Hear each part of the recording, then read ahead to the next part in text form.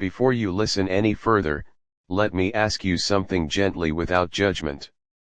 How many times have you lowered your standards just to keep someone close? How many times have you replied too fast, explained too much, forgiven too early, stayed too long? Not because it felt right, but because you were afraid of being alone. Most people never call it begging. They call it love. They call it patience. They call it being understanding.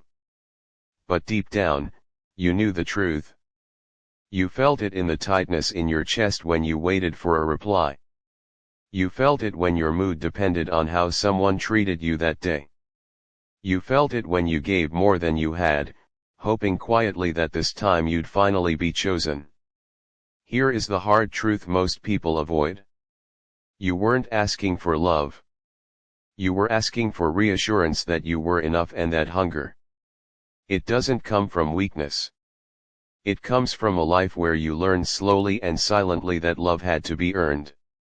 That being yourself was risky. That being abandoned hurt more than abandoning yourself.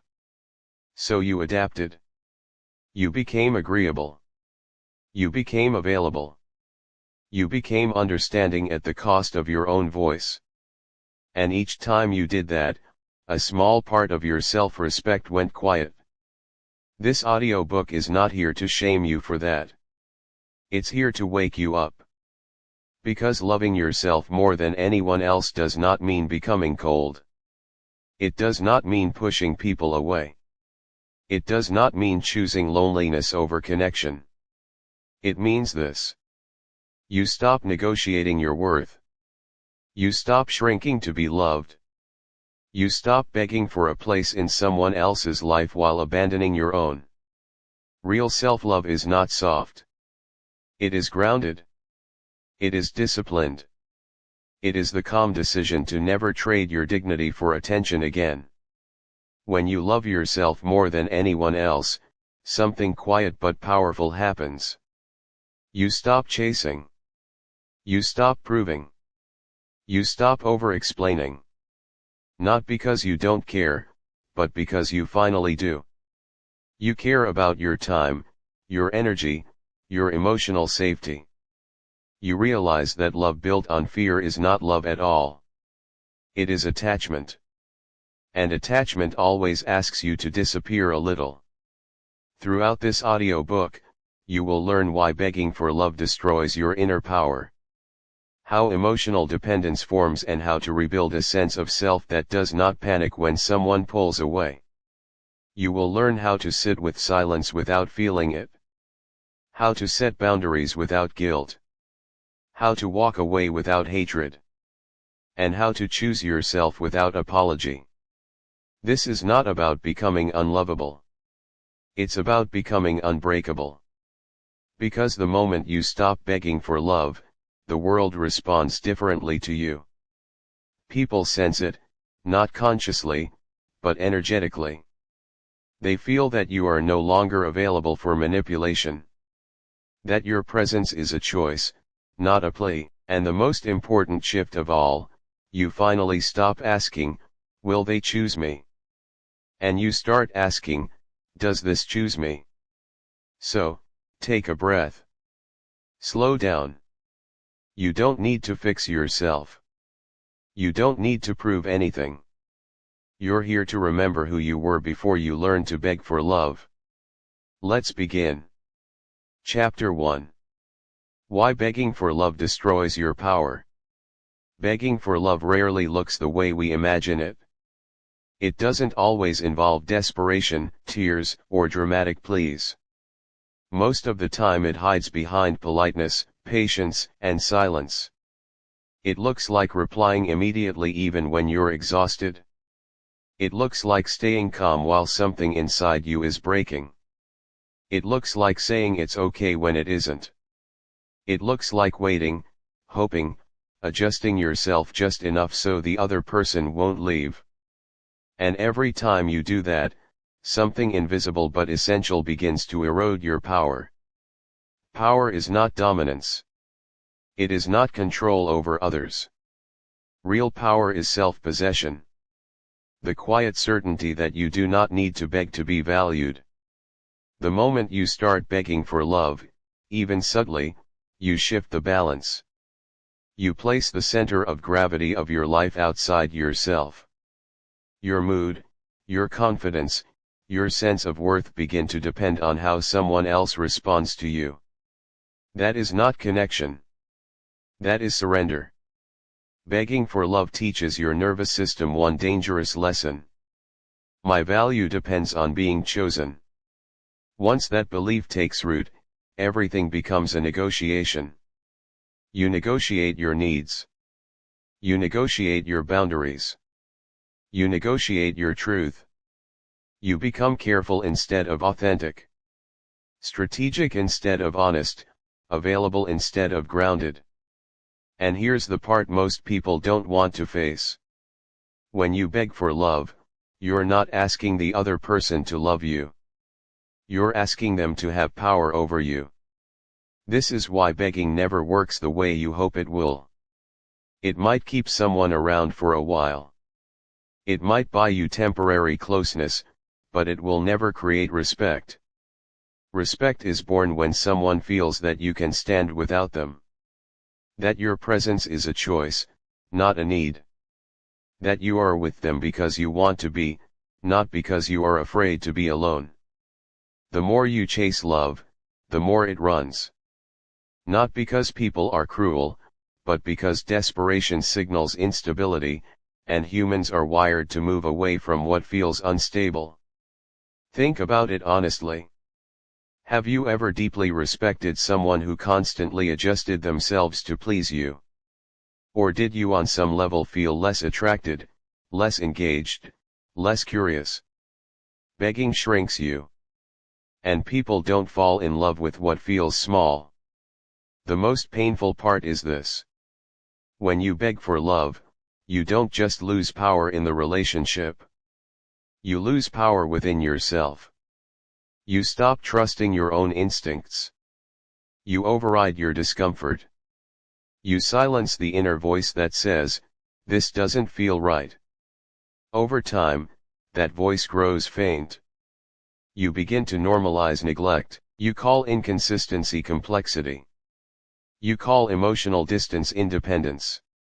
You call disrespect misunderstanding. All to avoid one fear, being alone. But loneliness does not destroy people. Self-betrayal does. Every time you stay where you are not valued, you teach yourself that your needs are optional.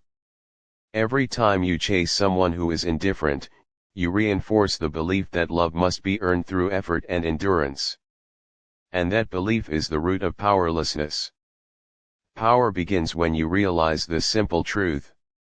Love that requires you to beg is not love. It is attachment mixed with fear. Real love does not need you to convince, persuade, or perform. It meets you where you stand. This is why the first step to loving yourself more than anyone else is not confidence. It is withdrawal. Not withdrawal from people, but from behaviors that drain your dignity. You stop over-explaining. You stop chasing clarity from someone who gives confusion. You stop investing where there is no reciprocity. This will feel uncomfortable at first. Your body is used to reaching outward for reassurance. Your mind will panic and ask, what if they leave? Let them. Not because you don't care, but because anything that survives only through begging is already gone. When you stop begging, something shifts internally. Your nervous system begins to calm. Your attention returns to your own life. Your energy once scattered starts to consolidate. And that is where power returns. Not as arrogance, not as coldness, but as presence. You become someone who can walk away without hatred. Someone who can stay without fear. Someone who does not need to be chosen to feel whole. The paradox is this. The less you beg for love, the more capable you become of real love. Because love given from a place of wholeness is free. It is not anxious. It does not cling. It does not demand proof every day. In the chapters ahead, you will learn how this pattern began, why your body reacts the way it does, and how to rebuild your sense of self without closing your heart. But for now, remember this. The moment you stop begging for love is the moment you reclaim your power. And power once reclaimed changes everything. Chapter 2. The childhood wound behind your need for validation. If you have ever wondered why you crave reassurance even when you know better, the answer is not in your current relationship. It lives much earlier than that. Long before you learned how to love, you learned how to survive emotionally. As a child, you didn't have the luxury of choosing your environment. You adapted to it. An adaptation, when repeated for years, becomes identity. If love was inconsistent, you learned to stay alert.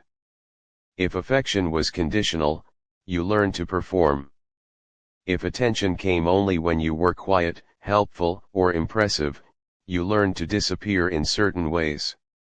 None of this was conscious. Children do not analyze, they absorb. And what you absorbed was a simple but powerful message: love must be secured. So you grew up scanning faces, tones, pauses. You learned how to read rooms. You became sensitive to shifts in mood. Not because you were weak, but because you were trained to be vigilant. This is where the hunger for validation is born. Validation feels like oxygen to a nervous system that once learned love could be withdrawn. It soothes the old fear. It quiets the body. For a moment, it tells you you're safe. You're wanted. You're okay. But that relief never lasts. Because validation does not heal the wound. It only numbs it. This is why reassurance never feels like enough. Why one loving message calms you temporarily but silence sends you spiraling.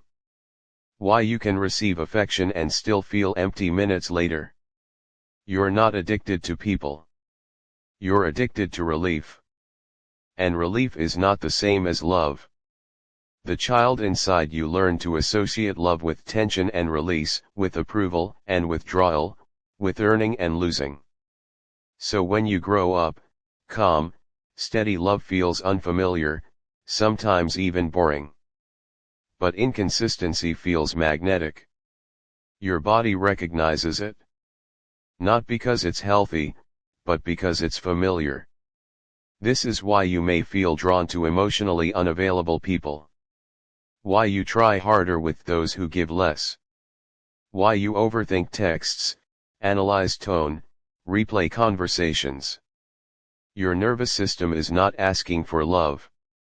It is asking for regulation. And it has only learned one way to get it: through external validation. The danger is not that you want reassurance. The danger is that you outsource your sense of worth to other people. When validation becomes your anchor, you lose your center. Your self-esteem rises and falls based on attention.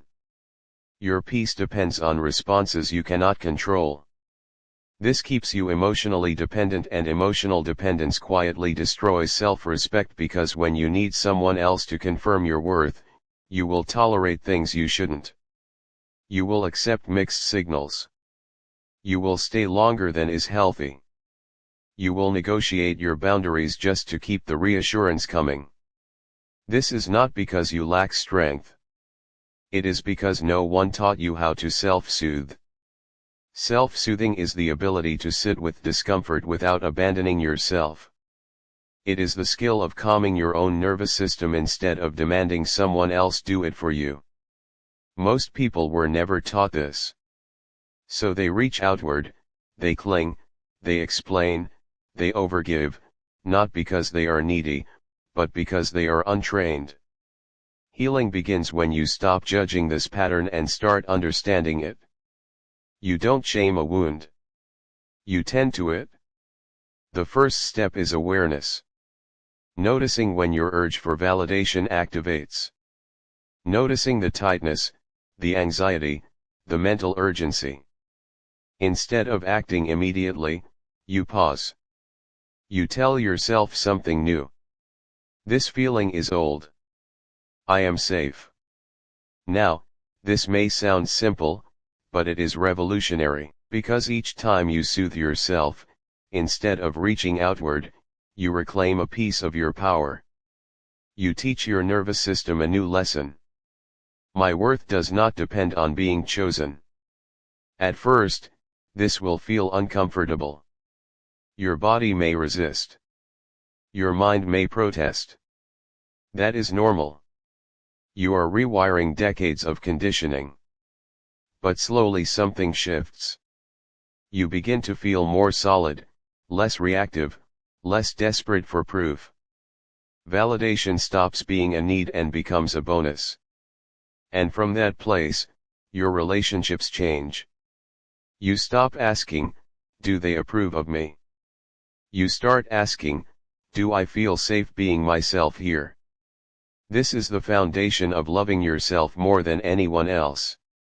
Not confidence, not bravado, but inner safety. When you give yourself what you once begged others for, the hunger fades. And when the hunger fades, you stop chasing love. You allow it. In the next chapter, we will explore how attachment disguises itself as love and how to tell the difference before you lose yourself again. Chapter 3. Love is not attachment, it's choice. Many people believe they know what love feels like. But what they are actually describing is attachment. Attachment is intense. It is urgent. It grips your chest and whispers, "Don't leave me." Love, real love, feels very different. It is calm. It is spacious. It says, I choose you, but I remain myself. The confusion between these two is one of the main reasons people lose themselves in relationships. Attachment is rooted in fear, fear of abandonment, fear of emptiness, fear of facing life alone. Love is rooted in freedom. When you are attached, your nervous system is constantly on alert. You monitor tone. You read into silence. You search for signs that everything is still okay. Your happiness becomes conditional. Good day if they are warm. Bad day if they are distant. That is not intimacy. That is dependency. Attachment does not ask, do I want to be here? It asks, will I survive if they leave? And that question alone tells you everything. Love never asks you to disappear. Attachment quietly does. Attachment convinces you that intensity equals depth. That longing equals connection, that pain equals meaning, but intensity is not intimacy, and suffering is not proof of love. In fact, the more attached you are, the less choice you actually have. You stay not because it aligns with you, but because leaving feels unbearable. You forgive not because healing occurred, but because separation feels worse. Choice disappears when fear takes over. Love begins where choice exists. To choose someone means you could walk away and you don't. Not because you are scared, but because you are aligned. This is why attachment often feels intoxicating at first. Your body mistakes anxiety for chemistry, uncertainty for excitement, inconsistency for mystery. But over time, that same energy exhausts you. You become hyper-focused on the relationship. Your world narrows. Your sense of self fades into managing the bond. Love expands your life. Attachment shrinks it. One of the clearest signs you're attached rather than loving is this. You're more focused on keeping the connection than honoring yourself. You tolerate what hurts. You rationalize what confuses you. You override your intuition just to maintain closeness. And the more you do that, the less real the relationship becomes. Because love requires truth, truth about your needs, truth about your limits, truth about who you are. Attachment avoids truth because truth might threaten the bond. This is why attached people often struggle to speak honestly. They fear rocking the boat. They fear being too much. They fear asking for clarity. Love does not fear honesty. It needs it. Another quiet sign of attachment is urgency. The need to define things quickly. The pressure to secure reassurance. The panic when things feel undefined. Love unfolds. Attachment rushes. Love trusts timing. Attachment demands certainty. This does not mean love is passive. It means love is grounded. When you love yourself more than anyone else, you begin to notice this difference clearly. You ask different questions. Instead of how do I make this work, you ask does this support who I am becoming? Instead of how do I keep them interested, you ask do I feel respected here? Instead of what if I lose them, you ask what am I losing by staying? These questions bring you back to choice. And choice is power. When you choose, you're not at the mercy of fear. You're acting from alignment. This is why emotionally mature love feels stable, not dramatic. Why it feels safe, not chaotic. Why it nourishes rather than consumes. Attachment drains you. Love restores you. Learning to tell the difference is not about becoming cold or detached. It is about becoming honest. Honest about what you feel. Honest about why you stay, honest about whether fear or freedom is driving your decisions. At first, releasing attachment feels like loss. Your body protests. Your mind creates stories of regret. But what you are actually losing is the illusion that someone else completes you. And that illusion is heavy. When it dissolves, something lighter takes its place. You begin to relate without clinging to care, without collapsing to love, without abandoning yourself. That is when love becomes a choice again. Not a reflex, not a survival strategy, but a conscious, grounded decision. In the next chapter, we will look at one of the most painful consequences of attachment. How abandoning yourself becomes the price you pay to keep others close, and how to stop making that trade. Chapter 4. Why you abandon yourself to keep others. Self-abandonment rarely feels dramatic in the moment. It feels reasonable. It feels like compromise. It feels like being understanding. But over time, it becomes the quiet erosion of who you are. You abandon yourself the first time you silence a need because you fear conflict. You do it again when you laugh something off that actually hurt. You do it when you stay calm on the outside while your body tightens on the inside. None of these moments seem significant alone. Together they create a pattern. A pattern where your comfort becomes secondary. Where harmony is valued more than honesty. Where being liked matters more than being respected. Self-abandonment begins when you believe that your needs are dangerous. Dangerous because they might inconvenience someone. Dangerous because they might make you too much. Dangerous because they might lead to rejection. So, you learn to manage yourself instead of expressing yourself. You adjust your tone. You soften your words. You rehearse conversations in your head, editing out anything that might cause distance. And slowly, without noticing, you start living from the outside in. Your decisions become reactions. Your emotions become problems to control. Your intuition becomes something to doubt.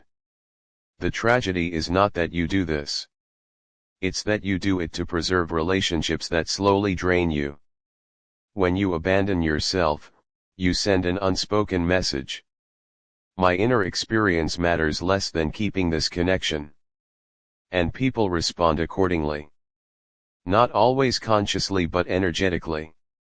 They sense that you will bend, that you will tolerate, that you will stay even when it costs you. This does not make them bad people. It makes the dynamic unbalanced. Respect cannot grow where one person consistently disappears. Every time you override your truth, your body keeps score. The tension in your shoulders, the heaviness in your chest, the exhaustion you can't explain. These are not random. They are signals. Signals that you are living out of alignment. Self-abandonment is not just emotional. It is physiological.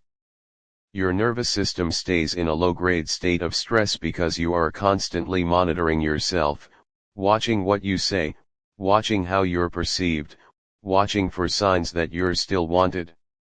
This hypervigilance is draining. And yet, many people confuse this exhaustion with love.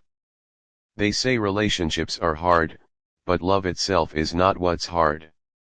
What's hard is betraying yourself every day. The more you abandon yourself, the more resentment builds. Not always toward the other person, but toward yourself. A quiet anger that says, "Why didn't I speak up? Why did I stay? Why did I accept that?" This inner resentment corrodes self-trust. You stop believing you will protect yourself. And when you don't trust yourself, fear grows. Fear of being alone, fear of starting over, fear of choosing wrong again. So you stay and the cycle deepens. Breaking this pattern requires a radical shift. You must decide that your inner world is not negotiable.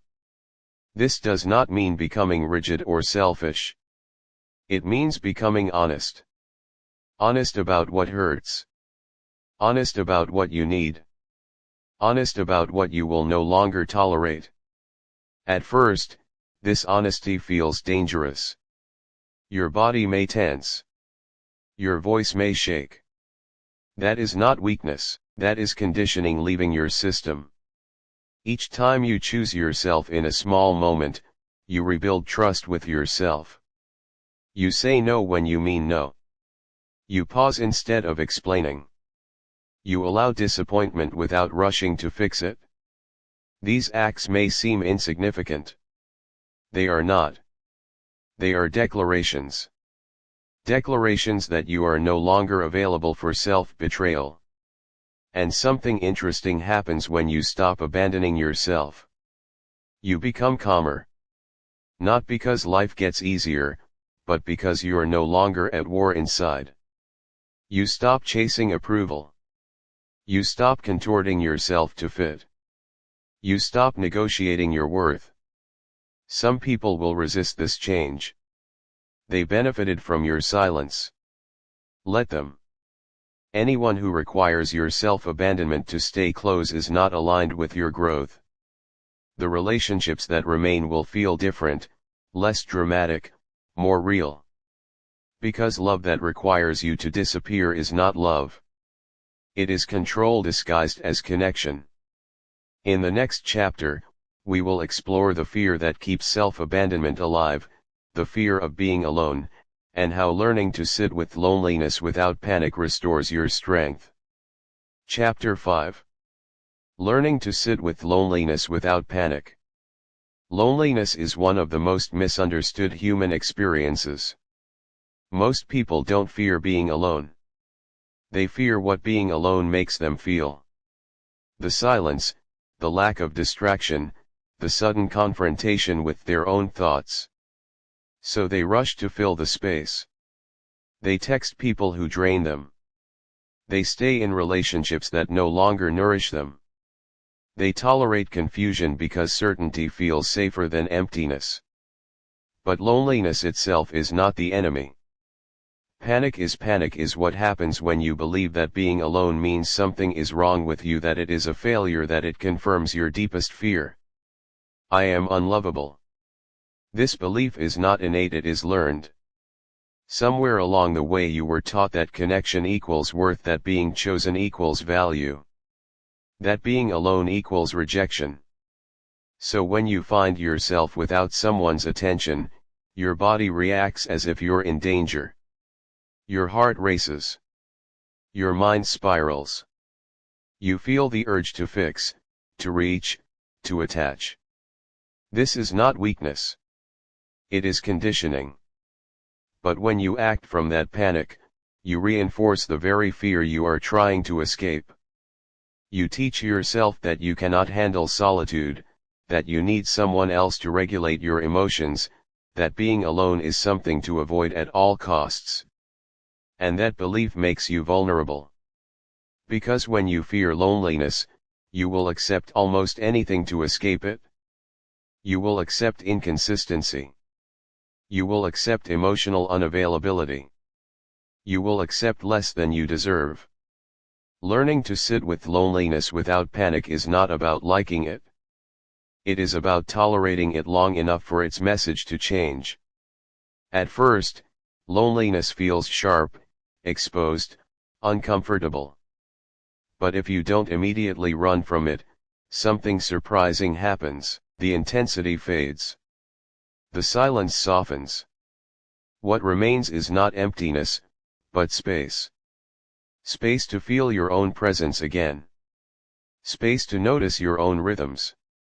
Space to remember who you are when no one is watching. Loneliness becomes a mirror. It shows you where you've been outsourcing your sense of self. It reveals the parts of you that have been neglected in the pursuit of connection. This is why solitude feels threatening to people who have spent their lives people-pleasing. Without others to reflect themselves back, they feel undefined. But this undefined state is not a void. It is a beginning. When you learn to sit with loneliness, you develop emotional endurance. You prove to yourself that discomfort is survivable, that your feelings rise and fall without external rescue. This builds a quiet confidence, not the loud kind that needs validation, the steady kind that doesn't panic when someone pulls away. This is the confidence that changes everything. Because when you no longer fear being alone, your choices become cleaner. You stop staying out of fear. You stop chasing out of anxiety. You stop attaching out of desperation. You choose from clarity. Loneliness, when faced consciously, becomes training for emotional independence. It teaches you to self-soothe, to regulate your nervous system, to stay present without distraction. Simple practices help here. Sitting in silence for 10 minutes without your phone. Taking walks without music. Eating a meal alone without rushing. These acts may seem small. They are not. They teach your body that solitude is not abandonment. It is safety. At first, your mind will resist. It will reach for memories, worries, plans. And that's okay. You don't need to empty your mind. You need to stop running from yourself. As you grow more comfortable with being alone, your relationships shift naturally. You no longer need constant reassurance. You no longer interpret space as rejection. You no longer collapse when someone is unavailable. You begin to enjoy connection instead of clinging to it. And paradoxically, this makes you more attractive. Not because you are playing hard to get, but because you are grounded. People feel when you are choosing them, not using them to escape yourself. Loneliness loses its power when you stop treating it like a problem to solve. It becomes a state to pass through, a teacher, a doorway. And once you learn to walk through it calmly, you're no longer controlled by fear. In the next chapter, we will explore how emotional independence is built, not by suppressing feelings, but by mastering your responses to them. Chapter 6, The Discipline of Emotional Independence. Emotional independence is often misunderstood. Many people imagine it means not needing anyone, not feeling deeply or shutting down emotionally. But emotional independence is not emotional numbness. It is emotional responsibility. It is the ability to feel fully without handing control of your inner state to someone else. It is knowing that emotions can move through you without dictating your actions. Most people were never taught this. They were taught to react, not to respond. A message arrives late and anxiety spikes. A tone shifts and the mood collapses. A small rejection spirals into self-doubt. These reactions feel automatic because they are patterns stored in the nervous system formed long before conscious choice was available. Emotional independence begins when you insert a pause. Not a long pause, not a forced calm, just enough space to notice what is happening inside you. You feel the surge, the tightening, the urge to explain, fix, or defend. Instead of acting, you stay. This moment, this tiny gap between feeling and reaction is where freedom lives. Without it, emotions run your life. With it, emotions inform your life. There is a crucial difference. When emotions run your life, you chase relief. You say things you don't mean. You apologize for things that aren't wrong. You overextend to restore comfort. When emotions inform your life, you listen without surrendering control. You allow anger to show you a boundary. You allow sadness to reveal a loss. You allow fear to highlight what matters. But you decide what to do next. This is discipline, not suppression, not denial, but containment. Emotional independence requires you to tolerate discomfort without outsourcing it. Instead of asking, "How do I make this feeling stop?" you ask, "What is this feeling asking me to notice?" This shift changes everything. You stop blaming others for your inner state. You stop expecting people to regulate you.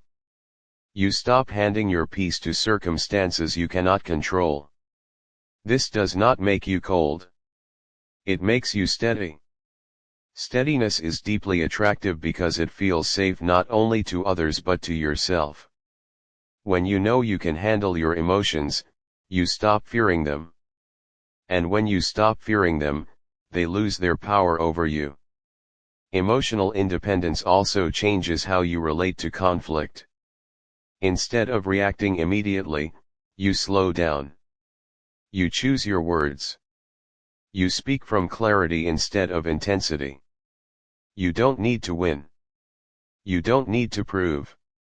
You don't need to be right at all costs. You need to be aligned. This alignment comes from knowing who you are. Even when emotions rise, without emotional independence, relationships become emotional battlegrounds. With it, they become spaces for growth. You stop using emotions as weapons or shields.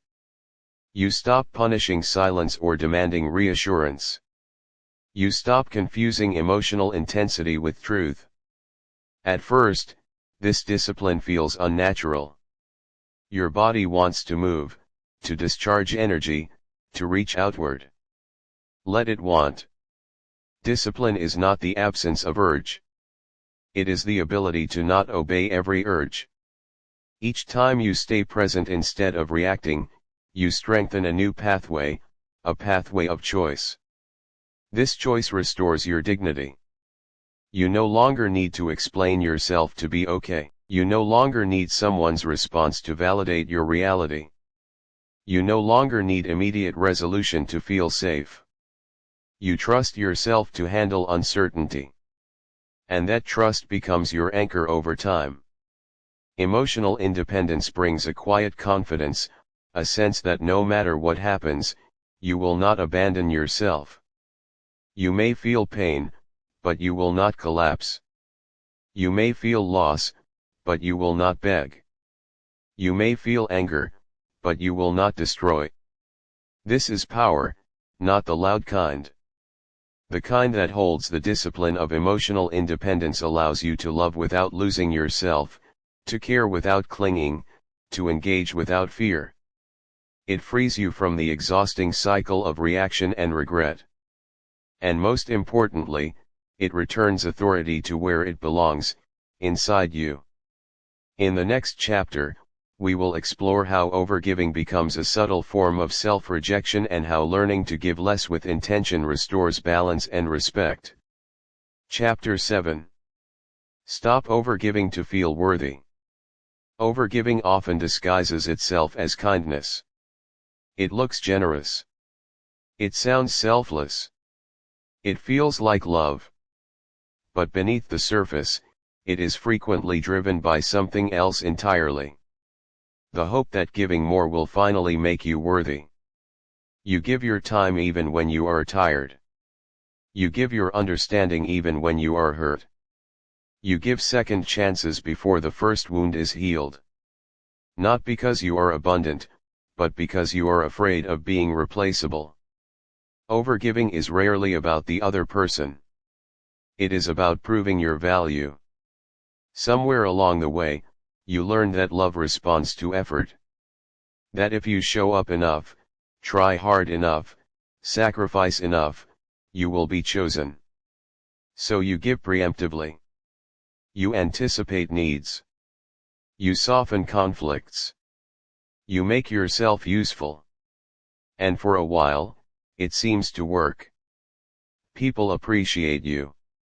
They rely on you. They stay. But appreciation is not the same as respect. And reliance is not the same as reciprocity. Over time, the imbalance grows. You begin to feel unseen, unmet, exhausted. You start asking quietly, why do I give so much and receive so little? The painful answer is this. Because you taught people that access to you does not require effort. When you give without limits, you remove the invitation for others to show up. You leave no space for reciprocity, no room for mutual investment. And without mutual investment, connection weakens. Overgiving also keeps you disconnected from your own needs. You become so focused on providing that you forget to ask yourself what you want, what you feel, what you need. This disconnection erodes self-worth because worth that is based on usefulness is fragile. The moment you stop giving, you fear losing love. So you keep going. You convince yourself you are just that kind of person. Caring, understanding, low maintenance. But deep down, resentment builds, not always toward others, but toward yourself. You wonder why you keep ending up depleted, why relationships feel one-sided, why love feels like labor. The truth is uncomfortable but freeing. Overgiving is a form of self-rejection. Each time you give beyond your capacity to secure connection, you tell yourself your presence alone is not enough. That you must add value to earn belonging. This belief keeps you trapped. Healing begins when you stop giving automatically and start giving intentionally. Intentional giving asks a different question. Do I want to give this or am I afraid not to? Fear-based giving drains you. Choice-based giving nourishes you. Learning to give less does not make you selfish. It makes you honest. Honest about your limits, honest about your energy, honest about your needs. At first, giving less will feel wrong. Your body may tense. Your mind may warn you that people will leave. Let that fear surface because anyone who only stays when you overextend was never connected to you, only to what you provided. When you slow down your giving, something revealing happens. Some people step forward. They check in. They contribute. They meet you halfway. Others fade. This is not loss. It is clarity. You begin to see who values you and who benefits from you.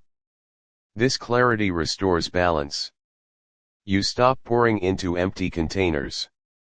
You start investing where energy flows both ways.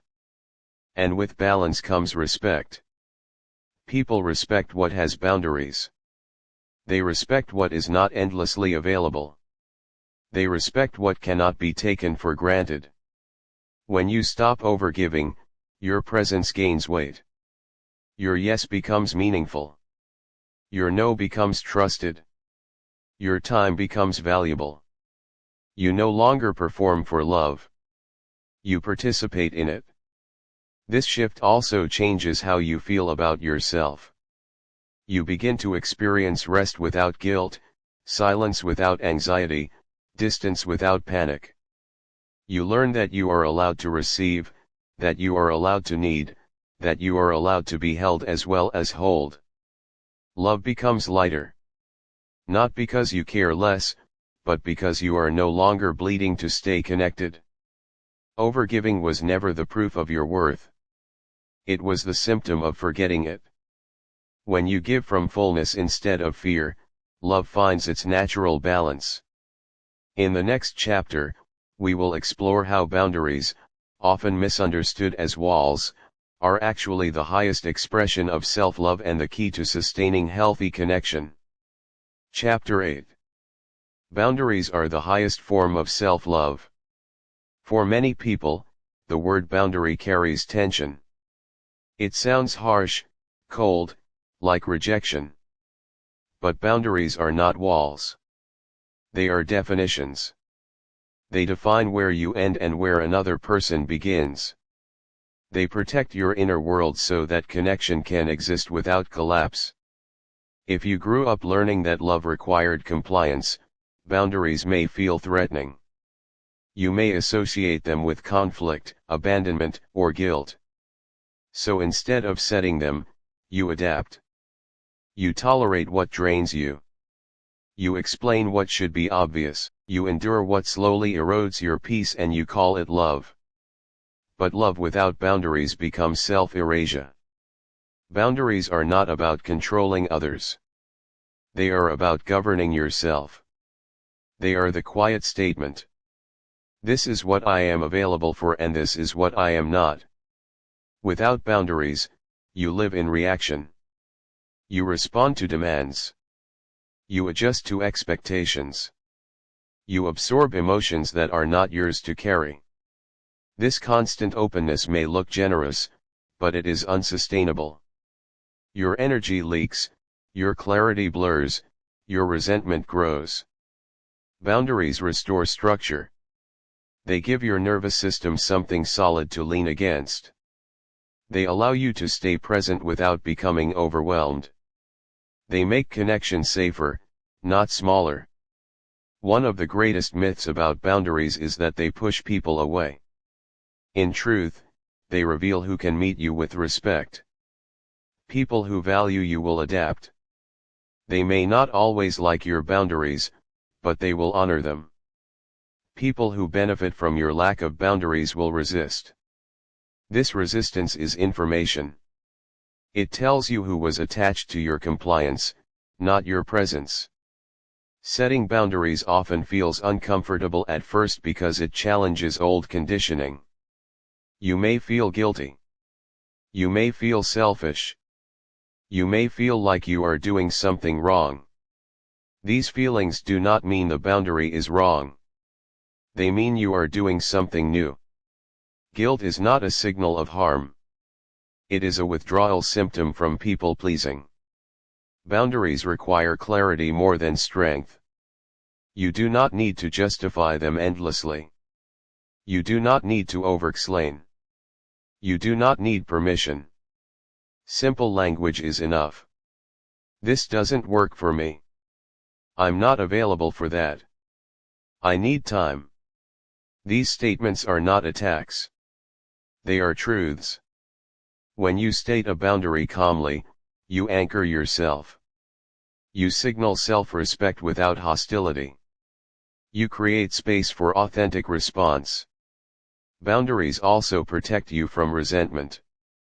Resentment builds when you say yes but mean no. When you give but feel forced. When you stay silent but feel violated.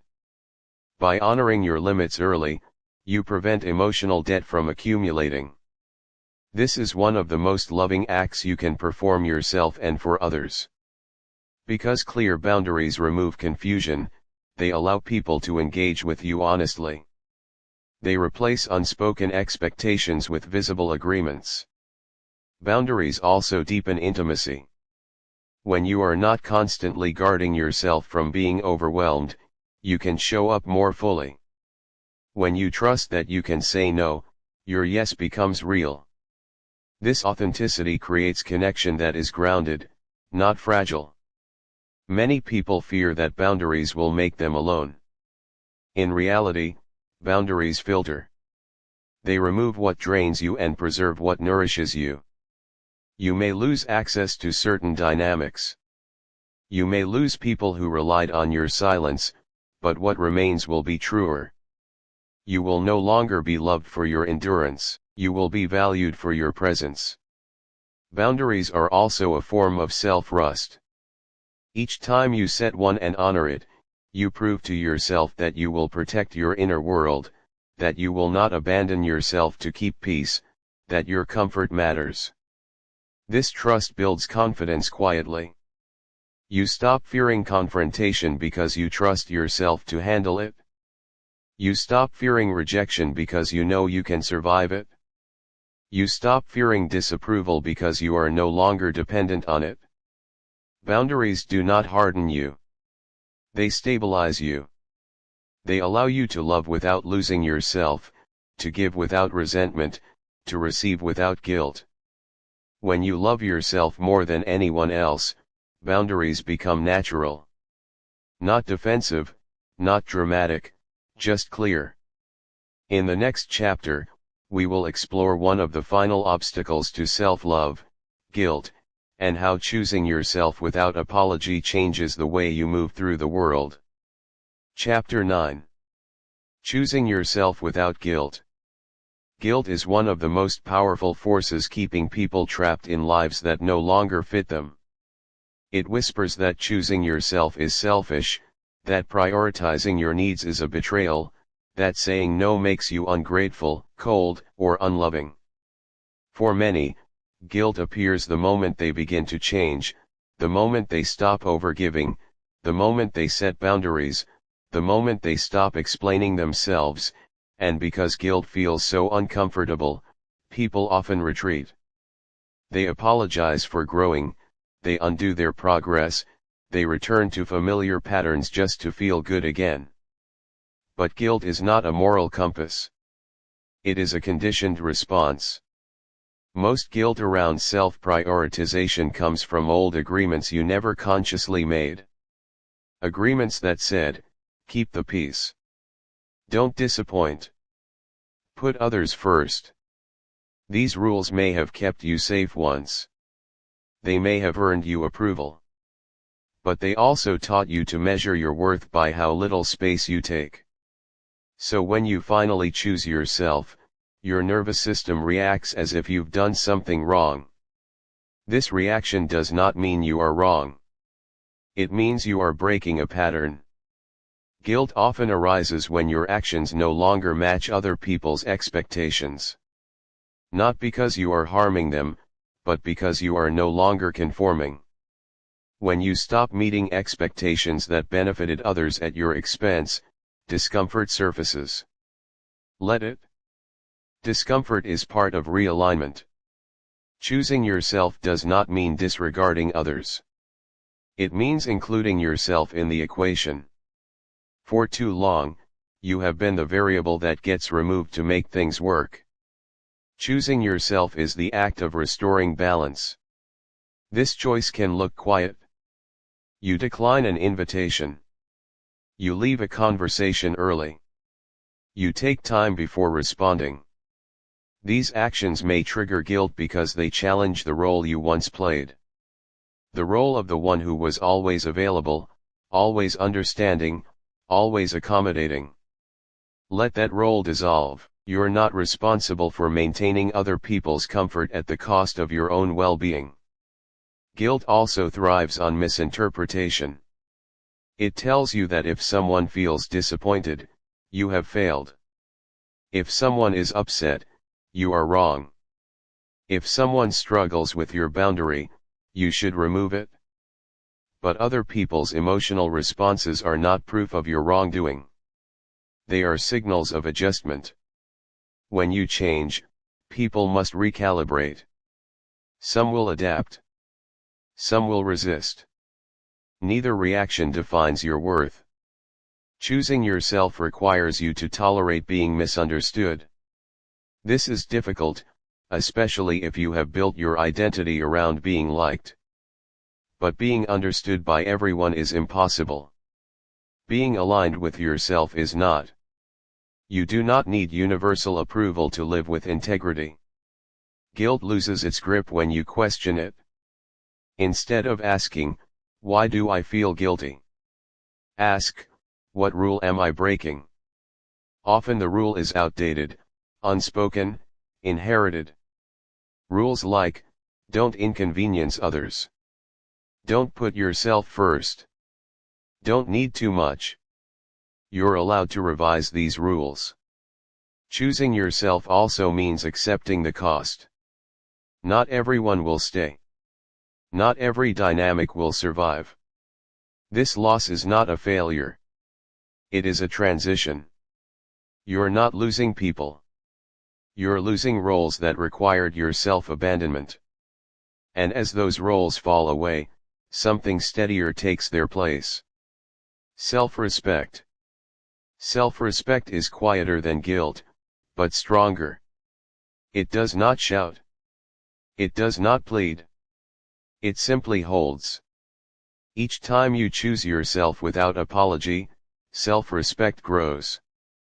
You feel it in your posture, in your voice, in your decisions. You move slower. You react less. You trust yourself more. Guilt may still appear, but it no longer controls you. You acknowledge it without obeying it. This is maturity. Choosing yourself does not make you unlovable. It makes your love cleaner. Because love given from obligation is heavy. Love given from choice is free. When you stop acting from guilt, your relationships either deepen or dissolve. Both outcomes serve you. Those who can meet you as an equal will remain. Those who needed your self-sacrifice will fade. And what remains is space. Space to breathe. Space to grow, space to live honestly. In the final chapter, we will explore what happens when you fully embody this shift. How stopping the chase transforms not only your relationships but your entire sense of self. Chapter 10. When you stop begging, everything changes. The shift does not happen loudly. There is no dramatic announcement, no sudden transformation that the world applauds. It happens quietly inside you. One day, you notice that you no longer reach for your phone the moment silence appears. You no longer replay conversations looking for mistakes. You no longer feel the urge to explain yourself into being understood. Nothing external has changed yet, but everything internal has. This is the moment you stop begging, not because you decided to be stronger, but because something deeper settled into place. You realized that chasing never brought you peace. That proving never brought you safety. That shrinking never brought you love. So you stopped. You stopped asking for reassurance that never satisfied. You stopped waiting to be chosen.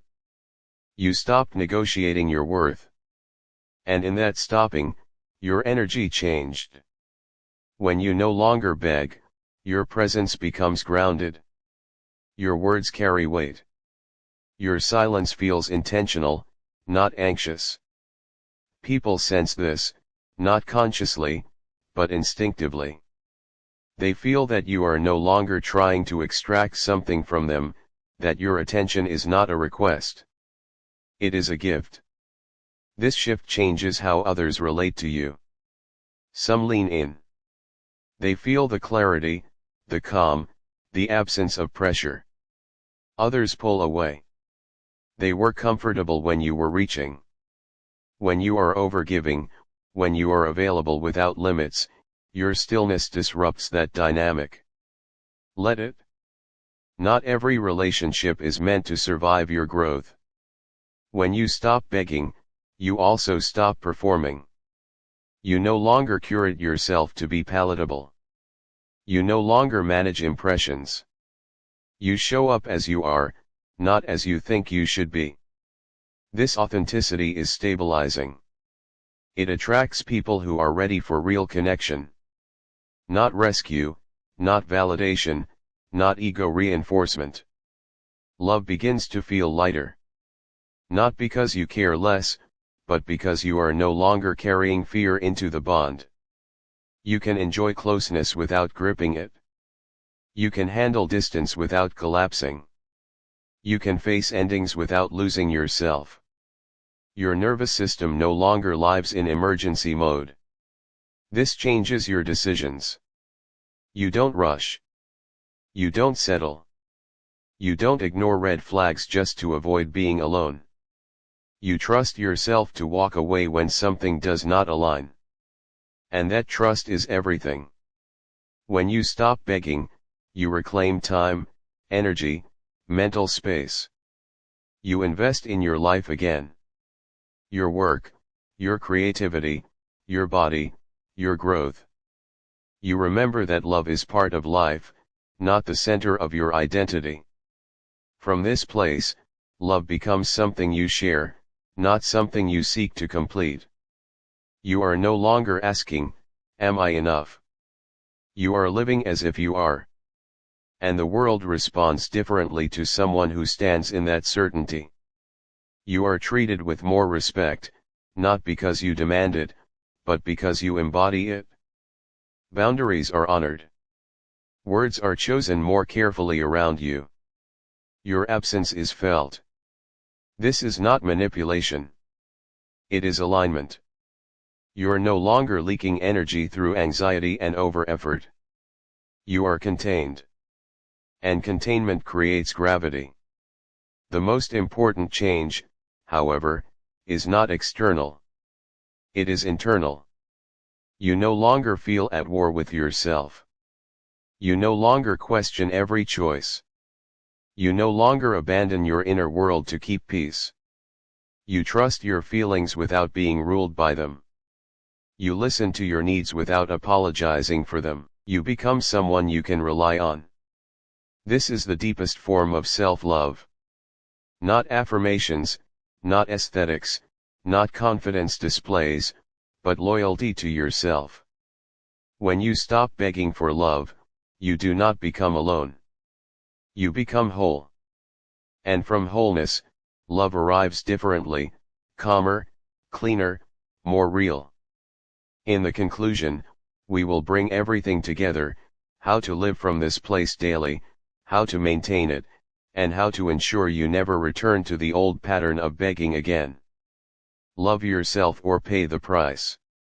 Forever. There comes a quiet moment after understanding settles in. Not excitement, not relief, just clarity. You see your past differently now. Not as a series of mistakes, but as a pattern you were never taught to recognize. You see how often you confused love with effort, attachment with depth, endurance with loyalty. And instead of shame, something else appears. Compassion. For the version of you who tried to earn safety. For the version of you who gave too much hoping it would finally be enough. For the version of you who begged not because you were weak, but because you were afraid to lose connection. This audiobook was never about teaching you how to love harder. It was about teaching you how to stop abandoning yourself in the process. Because the truth is simple, even if it took a long road to reach it. When you don't love yourself more than anyone else, someone else always pays the price. And eventually that someone is you. You pay with your boundaries, with your energy, with your peace. You pay with the quiet ache of knowing you stayed when you shouldn't have, with the exhaustion of explaining yourself to people who never listened, with the loneliness that comes from being surrounded but unseen. Self-love is not a reward you earn after suffering enough. It is a responsibility to protect your inner world, to honor your limits, to tell the truth about what hurts and what heals. When you love yourself more than anyone else, you stop negotiating your worth. You stop making deals with fear. You stop asking permission to exist as you are. This does not make you perfect. It makes you present. You will still feel pain. You will still feel loss. But you will no longer collapse in the face of them. You will feel emotions without being consumed. You will face endings without erasing yourself. You will experience love without losing your center. That is the difference. You don't become invulnerable. You become grounded. From this place, your relationships change. Not because you demand more, but because you no longer accept less. You stop chasing intensity and start choosing stability. You stop romanticizing chaos and start respecting peace. You stop proving and start discerning. And some people will fall away. Not because you failed, but because you no longer fit the role they needed you to play.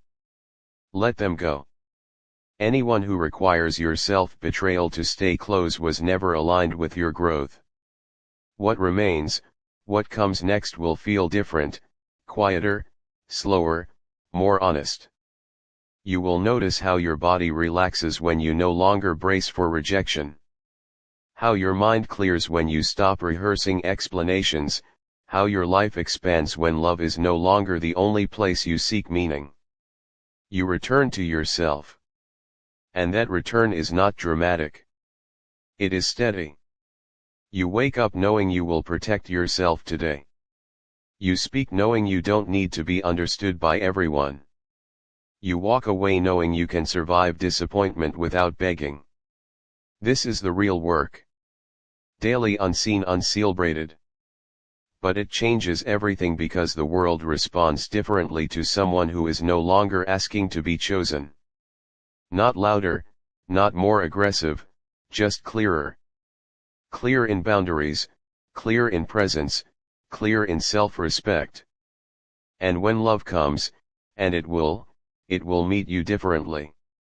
Not as something you cling to, but as something you share. You will no longer ask, "Please don't leave." You will say calmly and honestly, "Stay if you choose to." That is freedom. So remember this, especially on the days you feel tempted to go back to old habits. You're not here to beg for love. You're here to live in alignment with yourself. Love yourself more than anyone else. Not because others don't matter, but because you do. And when you finally treat yourself that way, everything else finds its rightful